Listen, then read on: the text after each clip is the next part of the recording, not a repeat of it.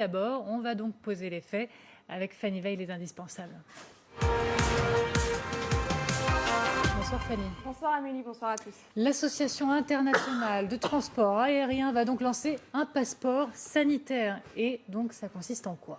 Alors d'abord Amélie, un mot rapide. Quand on parle de l'Association internationale du transport aérien, l'IATA, on parle en fait de 290 compagnies aériennes, 80% du trafic aérien. Donc concrètement, ça concerne des millions, voire des milliards de voyageurs. Et ce projet de l'IATA, eh bien, c'est une application mobile, un passeport sanitaire qui compilera toutes les données médicales à votre sujet liées au Covid, les tests que vous avez passés, leurs résultats et bien sûr votre vaccination ou non. En clair, cette appli vous permettra de montrer patte blanche pour pouvoir voyager tranquillement.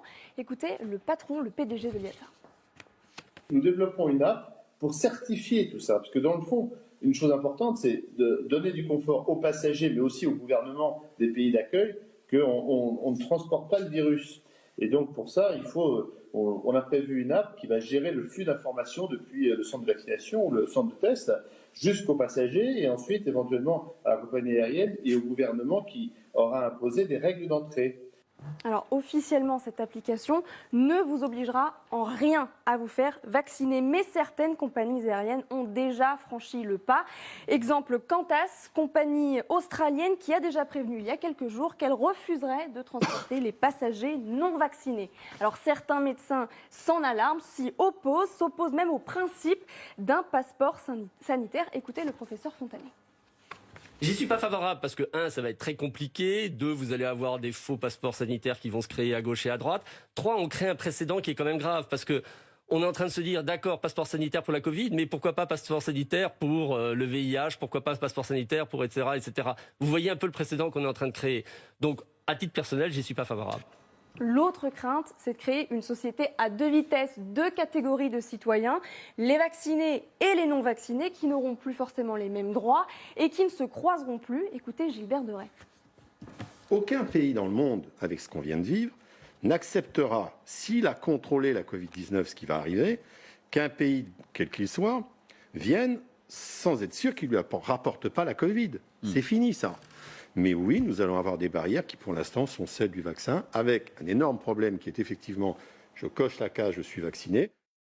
La question qui se pose maintenant, c'est de savoir si ce système de passeport sanitaire pourrait être étendu à d'autres secteurs. Est-ce que, par exemple, un patron peut refuser d'embaucher quelqu'un parce qu'il n'est pas vacciné? Est-ce qu'un restaurant ou un bar peut refuser d'accueillir un client qui ne l'est pas non plus? Est-ce que pour se rendre à la mairie ou à la poste, il faudra prouver qu'on ne présente aucun risque en disant qu'on est bien vacciné?